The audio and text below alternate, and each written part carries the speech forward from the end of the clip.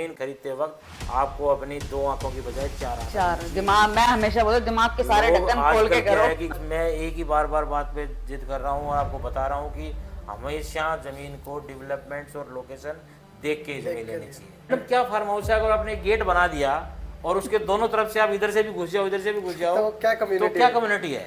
ये गुड़गांव के ब्रोकर और गुड़गांव ये के कुछ भी कर बिल्डर सकते हैं। ये जहां चले जाए ना वहां तख्ता पलट कर सकते हैं। बट सच्चाई बताने से मैं हटूंगा भी नहीं।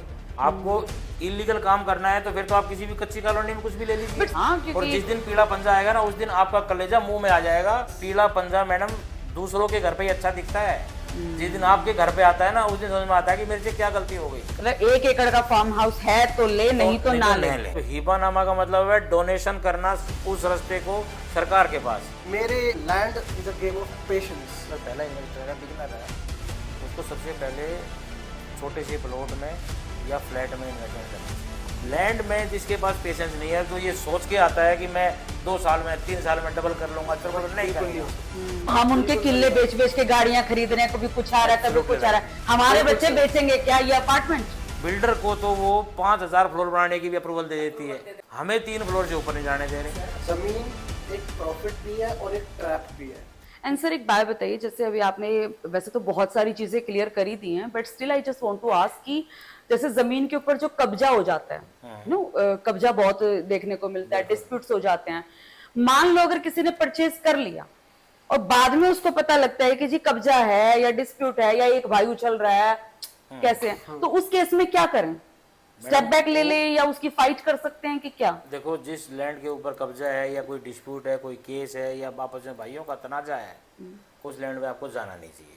ओके। बट गलती से आपने आंख बंद करके कोई काम कर लिया है तो इसका इलाज प्रशासन है।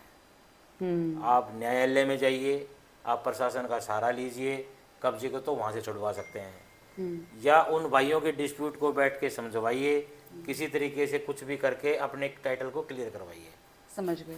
बट मेरा फिर भी यही कहना है कि जमीन खरीदते वक्त आपको अपनी 2 आंखों की बजाय 4 आंखें चार दिमाग, मैं हमेशा बोलती हूँ दिमाग के सारे लोग ढक्कन खोल के आजकल क्या करो। है कि गांव के नजदीक जाके सस्ते के चक्कर में जमीन खरीदते हैं। आपने रोड नहीं देखा कि वहां पे रोड जाएगा नहीं जाएगा। लोग लैंड खरीदते वक्त ये नहीं देखते हैं कि इसके ऊपर 1 कदम का रास्ता है, 2 कदम का रास्ता है, 3 कदम का रास्ता है। कोई भी पॉलिसी पास होने के लिए आपको 33 फुट का रास्ता यानी कि 5 से 6 कदम का रास्ता चाहिए। अब 6 कदम का रास्ता आपने नहीं देखा तो आपने जमीन खरीद ली, तो वो जमीन पे आप कुछ कर ही नहीं सकते। सरकार से कभी CLU नहीं ला सकते। अच्छा सर एक बात बताइए, अभी जैसे हम लोग अभी बात कर रहे थे वॉर के बारे में, जैसे बहुत कुछ चल रहा है, ईरान, इजराइल, अमेरिका, दुबई भी, बहुत वहाँ का रियल एस्टेट बाजार बहुत ही ठप्पी हो गया एक तरीके से। वहाँ के इन्फ्लुएंसर्स जो है ना बहुत कोशिश तो कर रहे हैं चीज़ों को बैलेंस आउट करने की, बट सच्चाई इसके परे होती है। अगर मान लो आप मुझे भी बोलोगे तो मैं, अगर इतनी सिचुएशन चल रही है तो आई विल अवॉइड कि भाई मुझे नहीं करना है। तो अब जैसे इफ वी टॉक अबाउट हमारा जो रियल एस्टेट है, high rise, low rise, plotting and all चीजें, इनमें फर्क आया है, मतलब वॉर से यहाँ पर इस बाजार में थोड़ा सा एक क्या कहते हैं स्टेबिलिटी आई है एक तरीके से, या मैं कह दूं कि रुका हुआ है। जमीनों में आपको क्या लगता है कि क्या जमीनें भी रुकती हैं या ये सही टाइम है जमीन परचेज करने के लिए? देखो, जमीनें अभी कहीं नहीं रुकी हुई हैं। जमीनें रोज़ कंटिन्यू कम से बढ़ती जा रही हैं। हर जगह की डिमांड, डेली नई डिमांड आ रही है क्योंकि ऑप्शन बहुत ज़्यादा हो गए हैं। लोगों, सरकार ने इतनी हेल्दी पॉलिसियाँ बना दी हैं जो फ्रेंडली हैं, जो इन्वेस्टर के हिसाब से भी ठीक हैं, लैंड बायर के हिसाब से भी ठीक हैं, सेलर के हिसाब से भी ठीक हैं। तो अपने इंडिया में कुल मिला के जैसे जो अमेरिका और इजराइल, जो इसका आपने नाम लिया, दुबई, यहाँ पे लोग इनको सेट होने में 5 साल लगेंगे अभी दुबई को, तो वो इन्वेस्टर यहीं आएगा। हाँ, इंडिया का पैसा इंडिया में ही रहे तो बेटर है ना भाई, तुम क्यों बिल्कुल वो पैसा यहाँ पे रहेगा तो अपने डेवलपमेंट्स भी आएंगी। दूसरा, बस मैं एक ही बार बात पे जिद कर रहा हूँ और आपको बता रहा हूँ कि हमेशा जमीन को डेवलपमेंट्स और लोकेशन देख के जमीन लेनी चाहिए। सस्ते के चक्कर में आप कभी ना पड़े। बट दलबीर जी, सस्ते के चक्कर में तो people are going to Dholera also, उसका क्या सीन है? वो क्या लगता है आपको? मेरे को लगता है कि ये इवन हमारे दिल्ली गुड़गांव के बहुत सारे इन्वेस्टर्स हैं, बहुत सारे हैं। अब मेरे को एक छोटी सी बात लगती है, नौगांव, आप एक मैं बहुत दिनों से सुन रहा हूँ RR का कोई वहाँ प्रोजेक्ट है, बहुत सारे प्रोजेक्ट आ गए हैं। नौगांव में जब भी जाता हूँ जैसे को जाना पड़ता है, किसी की डिमांड आएगी तो जमीन तो है, हमारा काम है एक्विजिशन करना या उनको चीज़ें ढूंढ के देना, हम जाते हैं। पर मुझे वहाँ पे ऐसी वाइब आती है कि लोग क्या खरीद रहे हैं, बट क्यों सर वहाँ खरीद पे रहे तो हैं? फार्म हाउस कम्युनिटी बन रही है, आपको क्या लगता है? मैडम क्या फार्म हाउस है? अगर आपने एक गेट बना दिया और उसके दोनों तरफ से आप इधर से भी घुस जाओ, इधर से भी घुस जाओ, तो क्या community तो क्या है? कम्युनिटी है? क्या आप कभी वो फैसिलिटी दे पाओगे जो आपके गुड़गांव के आजू बाजू के फार्म हाउसों में डेवलपमेंट्स हैं? अच्छा, बिल्कुल ये तो सही बात, सेकंड ऑप्शन के रूप में, जैसे गोवा में आग लगाई थी, गुड़गांव के लोग हैं, गुड़गांव के सर मैं बताऊं क्या है, मुझे समझ आता है, ये गुड़गांव के ब्रोकर और गुड़गांव कुछ के भी कर बिल्डर, सकते हैं। ये जहां चले जाए ना वहां तख्ता पलट कर सकते बिल्कुल। हैं। हाँ, बिल्कुल बिल्कुल कर लिटरली सकते ये हैं। हाल है। अच्छा सर, अभी फार्म हाउस की बात चल रही थी, अभी हम लोग इधर उधर की बहुत जगह के फार्म हाउस की बात कर रहे हैं। आपको क्या लगता है कि फार्म हाउस देखते समय हमें किन बातों का ध्यान रखना चाहिए? क्योंकि आजकल 1200, 1400, 1500 गज के भी फार्म हाउस कट रहे हैं। क्या वो लेना ठीक है या नहीं है? क्या वो लीगली सही है या नहीं है? आपको क्या लगता है? मैं पहले तो ये बात कहूँगा इंदु जी कि जो ये 1200, 500, 600, 800 गज के फार्म काटते हैं, उनके बारे में मैं कोई गलत कमेंट नहीं कर रहा हूँ। सबका अपना काम है, बिजनेस है, मैं उनको अप्रिशिएट करता हूँ, अपना काम कर रहे हैं। बट सच्चाई बताने से मैं हटूँगा भी नहीं। सच्चाई यही है कि जो लोग ये 1000, 1200, 2000 गज के फार्म हाउस खरीदते हैं, ये बिल्कुल टोटली गलत है। ये इलीगल प्रैक्टिस है। आपको इलीगल काम करना है तो फिर तो आप किसी भी कच्ची कॉलोनी में कुछ भी ले लीजिए। बट सर वो तो कहते हैं कि मतलब जैसे मेरी किसी से बात करी थी इस रिगार्डिंग, तो वो कह रहे थे कि इसमें क्या होता है इंदु, जो 1200 गज का फार्म हाउस होता है ना, उसमें आप पक्की कंस्ट्रक्शन नहीं कर सकते, लेकिन ये जो फैब्रिकेटेड चीजें आती है आप वो लगा के 2 BHK स्टैंड कर सकते हो, ऐसा है? देखो, ऐसा एक एग्रीकल्चर लैंड में एक जमींदार या कोई भी आदमी, पुराने हमारे पूर्वज भी घर बना के रहते थे, वो कोई पॉलिसी का पार्ट नहीं है। बट आप एक कम्युनिटी जनरेट कर दोगे वहां पे। अगर आपने 100 एकड़ जमीन ली या 50 एकड़ ली, 15 एकड़ ली, उसमें आपने 1200 उसके फार्म काट दिए, तो आपने एक पूरा सिस्टम सेटअप कर दिया ना। उसको RS भाट या सरकार किसी भी दिन जाके बिल्डोजर खड़ी कर देगी। हाँ, और क्योंकि जिस दिन पीला पंजा आएगा ना, उस दिन आपका कलेजा मुंह में आ जाएगा, तब समझ में आता है कि मेरे से ये क्या हो गया। बिल्कुल सही कह Actually क्या रहे है? हैं। ग्वालपाड़ी, छतरपुर वाली बेल्ट पे और इधर कई बेल्टों पे पीला पंजा आया है। हाँ, अब पीला पंजा मैडम दूसरों के घर पे ही अच्छा दिखता है। जिस दिन आपके घर पे आता है ना, उस दिन समझ में आता है कि मेरे से क्या गलती हो गई। करेक्ट। सही बात है। किसी के बहकावे में आके कि जी तो मैं सर जो ये अभी चल रहा है कॉन्सेप्ट, तो इस पे आपको क्या लगता है, मतलब या फिर नहीं करनी चाहिए? नहीं करनी चाहिए, मेरे हिसाब से बिल्कुल नहीं करनी चाहिए। 1 एकड़ का फार्म की हरियाणा में पॉलिसी है CLU की, 33 फुट के रेवेन्यू रास्ते पे जमीन लगनी चाहिए। उस चीज को देखते हुए जमीन क्लियर हो, 1 एकड़ पूरी जमीन हो, उसका CLU कराएं। उसमें आप 5,000, 6,000 स्क्वायर फीट का आलीशान घर बनाएं, स्विमिंग पूल बनाएं, उसका जीवन भर आनंद लें, उसको बेचें, खरीदें, कुछ भी करें। तो मतलब 1 एकड़ का फार्म हाउस है तो ले, नहीं तो ना ले। नहीं लें, बिल्कुल नहीं लें। और 33 फुट का रास्ता हो, ऐसा नहीं हो कि नहीं, एक second sir, I am so sorry to interrupt you. 33 foot के रास्ते पे सिर्फ 1 एकड़ या 33 फुट के रास्ते पे ये 1200-1500 गज भी चलेगा? 3300 फुट पे सिर्फ 33 फुट फुट के रास्ते पे 1 एकड़ जमीन ही मिनिमम चाहिए। उससे ऊपर कितनी भी ले सकते हो आप, पर नीचे का कोई मतलब नहीं है। आप द्वारका एक्सप्रेसवे पे जाके कोई 3000 गज का प्लॉट ले लो, उससे क्या होगा? CLU थोड़ी मिलेगी उसमें, तो आप वो रेजिडेंशियल चीज है उस पर रह ही नहीं पाओगे, घर तो बना नहीं पाओगे कभी भी। बिल्कुल उस पर बेकरी बना सकते हो, रेस्टोरेंट बना सकते हो, उसके ऊपर कोई गेस्ट हाउस बना सकते हो। CLU लेना भी तो अपने आप में बहुत कॉम्प्लिकेशन काम है, इतना आसान काम नहीं है। हरियाणा की जमीनें आज भी रिलीज कोई सरकार तो रिलीज कर नहीं रही है। लोग अपनी खूब दबा के पावर लगाते हैं, खूब कोशिश करते हैं कि मेरी ज़मीन रिलीज हो जाए, कोई रिलीज नहीं होती है।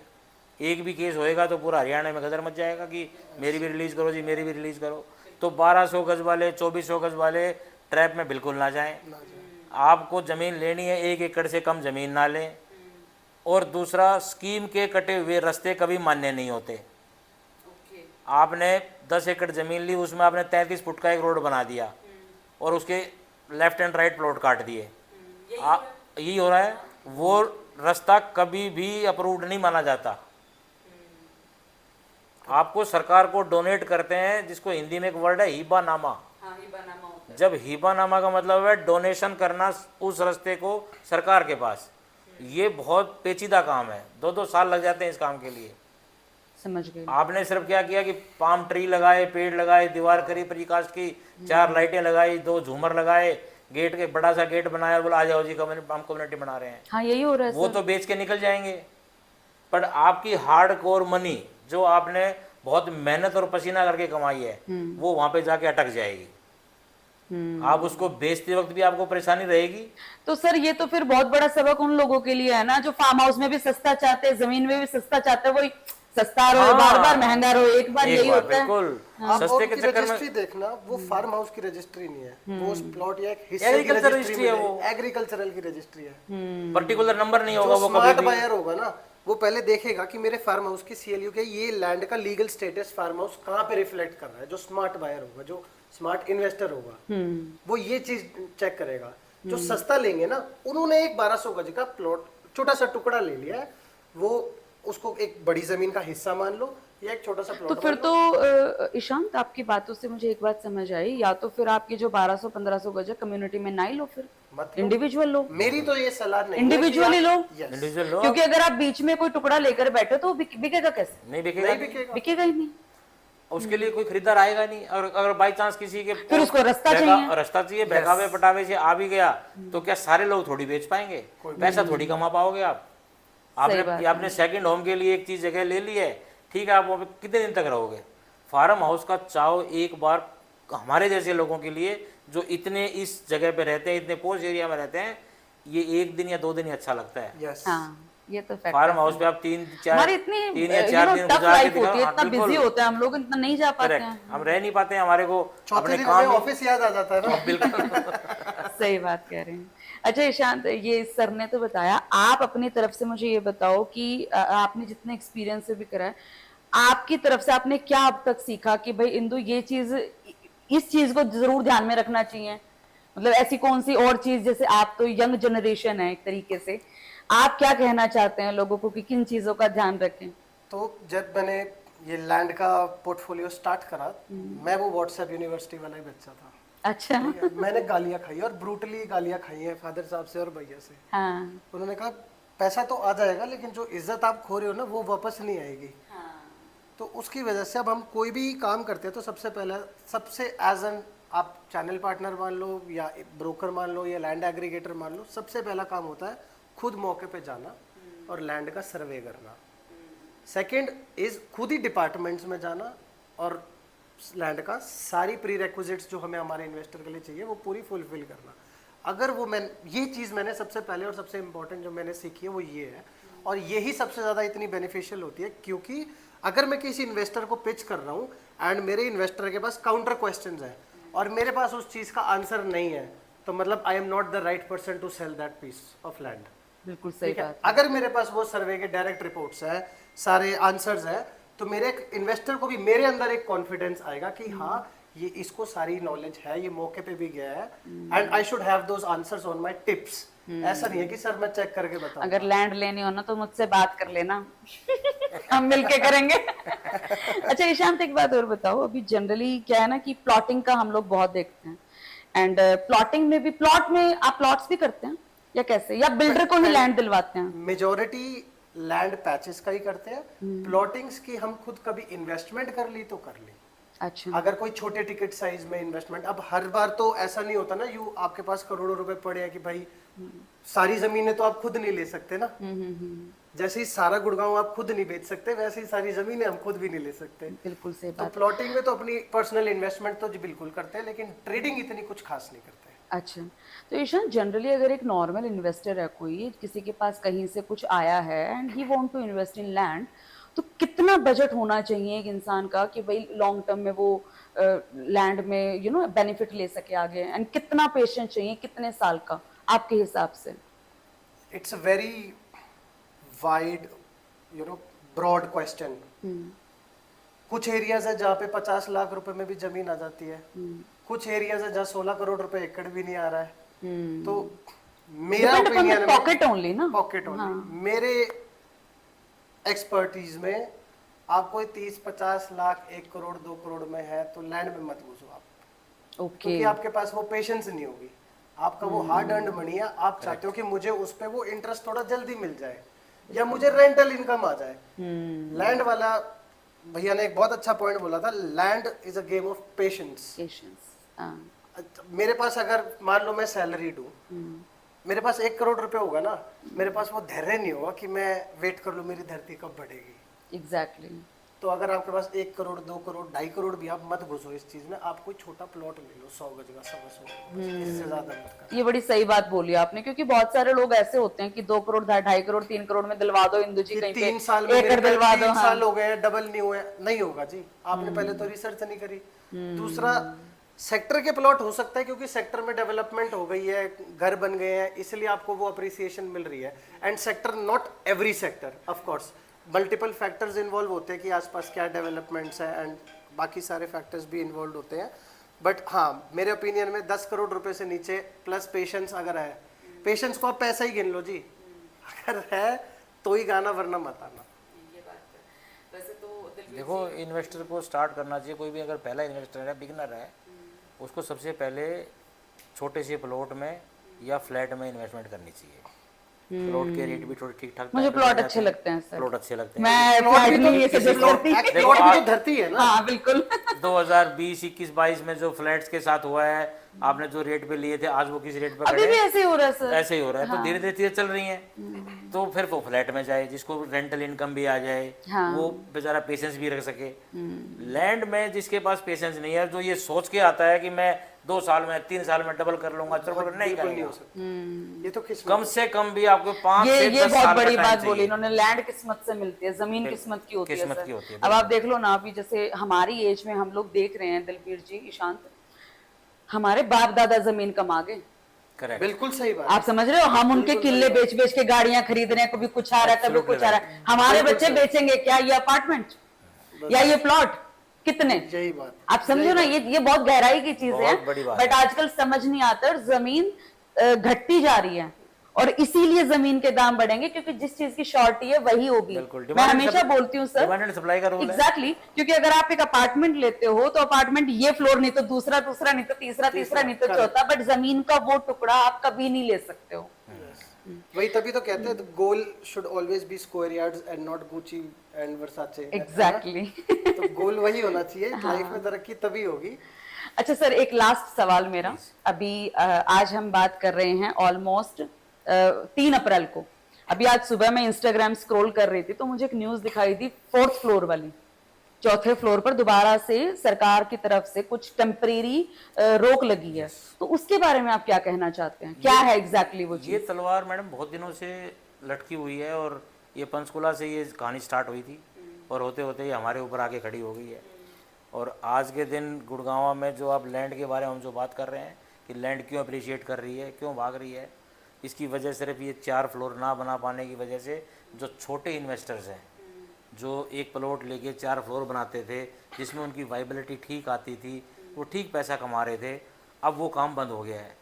वो काम बंद होने की वजह से वो लोग अब क्या सोच रहे हैं कि क्यों ना ज़मीनें खरीद ली जाएं। तो वही हमारे पास नया इन्वेस्टर है। पुराने इन्वेस्टर तो मैडम जो है वो तो बैठे ही हैं अपनी जगह पे। सर ये अभी इसका 4th फ्लोर का आपको क्या लग रहा है, ये होगा कि नहीं होगा? देखो, होना चाहिए। जब अगर आप एक सीनियर लिविंग का लाइसेंस 2400 गज में दे देती है सरकार, वहाँ पे अगर आपको सब कुछ ठीक नज़र आता है तो आपको 4 फ्लोर भी बनाने देने चाहिए। बस उसके लिए सिर्फ आपके एक ये एनओसी, बस सबसे बड़ी बात यह है कि इंफ्रा को ध्यान में रखते हुए गवर्नमेंट को पहले एक तो अपना इंफ्रा ऐसा डेवलप करना चाहिए कि वो एक बिल्डर को तो वो 5000 फ्लोर बनाने की भी अप्रूवल दे देती है, बट एक आम बंदे को, या जिसने इन्होंने प्लॉट लिया, आपने लिया, मैंने लिया, हमें 3 फ्लोर से ऊपर नहीं जाने दे रहे। सर वही तो कह रही हूँ, पड़ोसी से रुके थोड़े बड़े काम हो रहे हैं, बिल्कुल बच जाएंगे यहाँ पे। जहाँ हम बैठे हुए यहाँ देख लो ना, पूरा जंगल है कंक्रीट का, सीरियसली। और कितने एकड़ में है, कितने लोग रह रहे हैं। अगर यही इंफ्रा इन लोगों के लिए है तो वही इंफ्रा उस बगल में प्लॉट वाले के लिए भी है। तो उसको 4 फ्लोर बनाने देना चाहिए, जिससे उसकी रेंटल इनकम भी हो, उसकी इन्वेस्टमेंट बढ़े भी, उसका पैसा भी हो, और वो ग्रोथ भी करे। और ये ग्रोथ करेगा तो देश भी ग्रोथ करेगा। तो दलबीर जी, बहुत अच्छा लगा आपसे बात करके। मुझे ऐसा लगता है कि जितनी मुझे नॉलेज है सर, मैंने सारी चीज़ें पूछ ली हैं आपसे, बट स्टिल अगर कुछ रह गया है या आप कुछ बोलना चाहते हो ऑडियंस को, तो आप प्लीज़ बताइए। देखो मैडम, हमें भी सेम है, बिल्कुल वैसे ही लगा जैसे आपको लगा। ये भी हमारा पहला चांस है कि हम आपके साथ ऐसे इंटरव्यू में बैठे हुए हैं, आप हमारे से क्वेश्चन पूछ रहे हैं, उसके आंसर दे रहे हैं, बट हम मोस्टली हमने कवर कर लिया है। हाँ हाँ फिर भी मेरी एडवाइस लोगों को यही है कि अपनी लोकेशंस, डेवलपमेंट्स चीज़ों को देख के पूरी तरह उसकी R&D करके, रेवेन्यू डिपार्टमेंट चेक करके ज़मीनें खरीदें। ज़मीनें खरीदना इतना आसान नहीं है जितना लोग सोचते हैं। पेशेंस रखें ज़मीन खरीदने के बाद, जब वो आपको आपकी इन्वेस्टमेंट जो है उसकी प्रॉफिटेबिलिटी आएगी। बिल्कुल।